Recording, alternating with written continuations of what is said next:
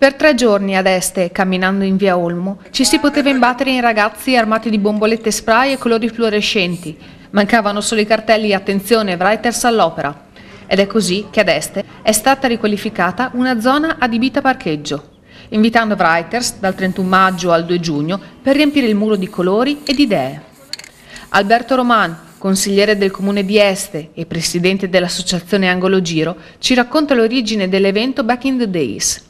Back in the Days è una manifestazione che vede la presenza di circa 40 ragazzi provenienti da Veneto, Padova Este ed Emilia Romagna, precisamente dalla zona di Ferrara. L'idea di Back in the Days proviene dalla mente di Carlo Bologna, che l'ha proposta al comune, all'amministrazione, tramite il sindaco Giancarlo Piva, ha immediatamente colto l'importanza che poteva rivestire quest'idea e tramite l'associazione Angolo Giro abbiamo fatto sì che questa si concretizzasse. I fantasiosi disegni in questa zona erano già esistenti, seppur molto rovinati dal passare del tempo. I volontari si sono ritrovati qualche giorno prima dell'evento per ripulire la zona e prepararla ad accogliere nuovi lavori.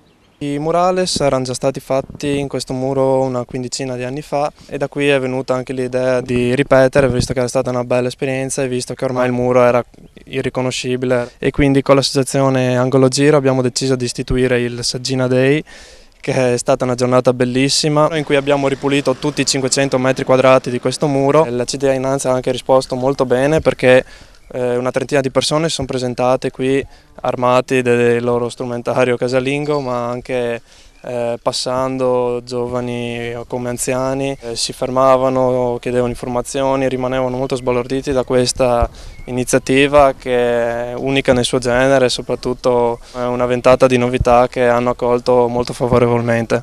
L'evento non si sarebbe potuto organizzare senza il supporto del comune di Este e degli sponsor locali. Ringraziamento particolare agli uffici del comune, in particolar modo quelli del settore cultura, oltre che ai ragazzi dell'Angolo Giro. Gli sponsor li ringraziamo perché hanno voluto credere in questo progetto che è oltre che importante anche innovativa ed è un'espressione di arte che purtroppo non sempre nelle città italiane trova una grande apertura, anche perché è una forma d'arte poco conosciuta. Qui da Este parte anche un messaggio molto importante, un segno di innovazione, un segno di educazione civica oltre che artistica.